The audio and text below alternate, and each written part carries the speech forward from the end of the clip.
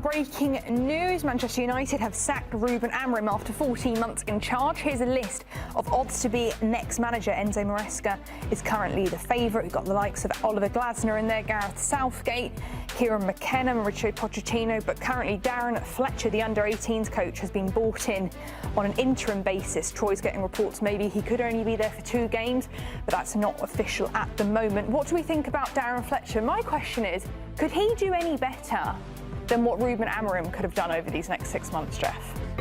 Well, here we go again. This is the Manchester United rinse and repeat cycle, isn't it?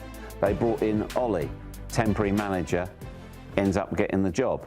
So maybe, to Troy's point, if Darren Fletcher's going to do a couple of games and then somebody is brought in as the interim manager, let's just make up a name. It could be anybody. Let's say Michael Carrick, who's available at the moment, and he's taken charge of Manchester United previously on a temporary basis. Say said person comes in as the temporary manager. What if he wins every game? Yeah, it's always difficult when you put a temporary manager because they can be successful, there can be a clamour. Martin O'Neill at Celtic. Exactly. There can be a clamour to bring that person in. The problem that always happens, and I don't know why, but I had 18 managers at Watford, so I've seen this happen a lot. Like you, There's a common denominator here. Yeah, I see them all off, so be careful. No, but I've seen it. You have players who weren't involved, who were like squad players or on the bench. Suddenly, a new manager comes in, they start training immensely well. Those players come in, they play for a few games. Oh, this is the person. And then they go back to how they are. And I think when people show you who they are over the course of time, believe them. And I think Man United are showing us that they don't have a plan. No. They don't have a plan. They don't know what it's going to be. So you looked at that list there. Darren Fletcher, again, was working on the scouting team, was working on the board of directors. Now they've given him the 18s job. It seems like he's clearly a well-sought-after guy, knows his stuff, but we don't know where you fit. It's kind of like that little player who's a magician, but we can't play him as a 10. He's not quick enough. We can't play him on the wing because he doesn't beat people.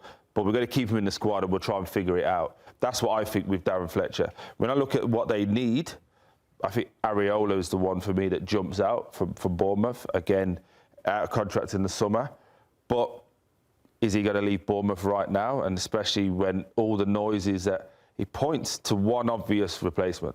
Get to the summer and take Oliver Glasner for free. That seems the obvious one. Do you risk it from a business point of view and go, OK, doesn't matter if we missed out of Champions League? I don't think they can run that risk. Well, the other elephant in the room is there's a gentleman, formerly of West London, currently unemployed and available. But so that could... Mourinho. Would Maresca go there? Isn't it a similar setup to how Chelsea is at the moment with the board and the management? Yeah, it's a good question, Hannah. But that is the football landscape now. We could be having this conversation about so many different clubs. You're not in charge of who the club buys. You're not in charge of who the club sells. You have an input. And then all of a sudden, and it seems to me one of the biggest problems you've got there, you can't run anything by committee. You can't, any organisation, you can't run it by committee. You have to have people who are empowered in particular areas to make decisions. Yeah, but you know what the problem is? That now in football, we have a lot of non-football people making those decisions. And then you give all of those non-football decisions that ended up going awry to a manager, to a head coach. and that head coach has to make flowers out of something that's impossible to make flowers with, right? That's a very difficult part that we're in. So equally then, Nico, given we've discussed at length all the faults, all the problems with Manchester United, which are not unique to Manchester United, although the size of the club, they are still billed in many quarters as the biggest football club in the world. They have... That's why I think people are still going to want to take the job. 100%. It's still Manchester United. They're going to want to take the job, but I'm not so sure that the perfect job, where the manager is in charge, who they buy and sell, I'm not sure that exists anymore. It goes with the territory, I think and it's just how much you have an understanding and how much you trust with. OK, let's say we send Troy for an interview somewhere at a club and Troy will come back. It's not perfect, but Yeah, I quite like the feel of them, and I think that I can work with these people. Also, there's no one that's going to get that like full-on experience that you're going to say, all right, here are the keys to the castle, unless you're like Pep or Klopp. No, but even that now, I think the landscape's changed. You've got to go in, win, prove yourself, then you get the keys to the castle. Yes. Whereas before it was, we're going to hire you, give you the keys to the castle, and see if you can perform. One name I want to throw at you really quickly, Nico. An interesting one. For a short term. Would Zidane be interested? I don't think so. I think Zidane is waiting for the French job, post-World Cup. But I mean, you know, to wet his whistle to get that appetite, because where's the coach in Russ? Why risk his reputation when he's basically reportedly has the French job locked up post Didier Deschamps? Would be a big risk as well, having not coached in that division either, wouldn't it, as well? I'm not saying he's not an amazing coach, but I don't think it's a risk that they need to take. Not that they need to take, that Zidane needs to take. Yeah. United comes off and say, hey, can you fix this for us for 6 months? Nah. Why? I've got the French job lined up with superstars in a great ambiance, especially a player like a manager like Zidane that's such a player's coach, such a man manager. So who do we think is the ideal coach for Manchester United? Right now, Southgate. The obvious one would be Southgate, and this just speaks to Ineos's stupidity. Southgate's best friend in football was who? Dan Ashworth. Dan Ashworth, who we worked with at England, who got him in at England. And you've just got rid of him. So even if it was at Gareth Southgate to fix relations, to get people feeling good and get them to a point, you've just annoyed his best friend. Why am I now going to come and work with you? Yeah, it just, to me, I think if Dan Ashworth was there, Dan would have been able to have this conversation with Gareth now and be like, look, do us a favour, come and get back. I think they would be able to pull on the heartstrings to get him in. I think now, with where Gareth is at in life and doing a lot of talking, and he's out of the spotlight, I think he's very content. Sorry, Hannah, does it need somebody like Thomas Tuchel, who's not afraid to ruffle feathers, who will say to them, no, this is how we do it, and be really, really hard with them? Yeah, but or is that a recipe for disaster? United don't have the liberty to wait until the World Cup to see if Tuchel then becomes available. What if Tuchel wins the World Cup and he stays with England? Then you're out of an option A. What do you mean, what if? My question is, Troy, you've just said there that Man United they want to bring in a manager who has to prove himself for the first couple of months and then they can take full reign.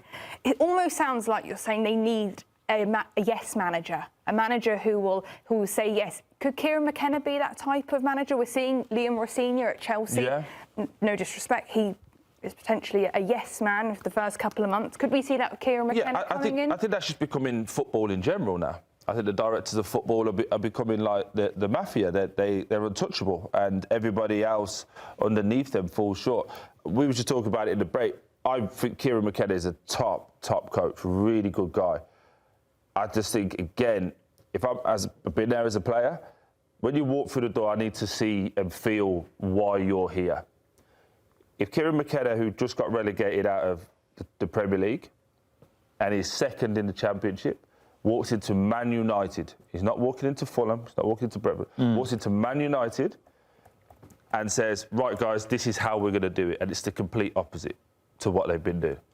Yeah, but he was considered 2 days. He was considered before, wasn't he, Troy? But around Ten Hag. Yeah, everyone's considered. You can search up any manager and he's considered. I agree with Troy. Because he's known at the club. He's been at the club. But you need to have a certain aura when you step into and command respect with your credibility as a manager. Because again, it's not like Ipswich. If the players don't believe you, the moment you walk in through the door, the moment you start speaking at a club like Manchester United, it's a lost cause. I'd love for you to message your brother privately and then let me know privately. What happens is, again, going back to Watford, had a lot of these times. You have a meeting, day one. Coach A has been announced. We got Nico as our coach. First thing we do before we go in, text anyone that knows him. Anyone that's been at what a great guy. What is he like? How is he? This, that, charming. Most people say full of it, just read stats. I don't agree with that. But we get to this point where you have this perception before you go in. Then you have your very first encounter. Does he shake your hand? Does he walk past you? Then you have your meeting. So three times now. And the meeting if his meeting isn't precise, to the point, and makes you go, wow, who's this? It's more or less dead. Wow. It's more or less dead. And then you have your first training session. If your first training session is tactics and you're stood around, forget it. It's never going to work. Troy, do players as well now? In the old days, a new manager would come in and all the lads would sit around and say, right, we better be sharp. We've got to impress this new guy. We've got a new manager. I need to impress him to make sure I'm in his plans. Now, it's the other way around. Now, new manager comes in, the players look at him and say, right, what's he going to do for me? 100%. What is he going to do for me? Unless there's no way around it. So this is where I think Arsenal got it spot on, Man City have got it spot on. All the best clubs in world football, when that alignment is there, right, you can't go around him. And they're like, I remember we had Marco Silva come in, obviously he's at Fulham now, and he came in, wasn't impressed with me by any stretch at the start because I've been there a long time, probably wasn't the right profile type for him. And I remember his first meeting, we all left and went, uh-oh, we're going to have to step it up a bit here. Because he didn't come after everyone, but he literally went, you've been here a long time. I was like, yes, coach. He's like, do you want to be here by Jan? Turned to Etienne Capoue, played for the French national team. Hey, you used to be at Spurs. Why are you here? Oh. Ooh. So he starts to put all the pressure on you guys. Hey, this is what I'm going to do for you. We're going to train well. I've got my fitness guy there. He's going to get you fit. This is what we're going to do with food. Here's how we're going to be tactically. That's what we're going to do. We're going to give you everything every day. But also, what are you going to do for us? And instantly, as soon as we all left out, it was, obviously you get out your chair, you're like, time to get on it. But you think if Manchester United, going back to Manchester United, like I get that. It's almost like Machiavellian in a sense. You have to stamp your authority because you don't want to lose it. And if it's all aligned, even better because you're reinforced from the top down.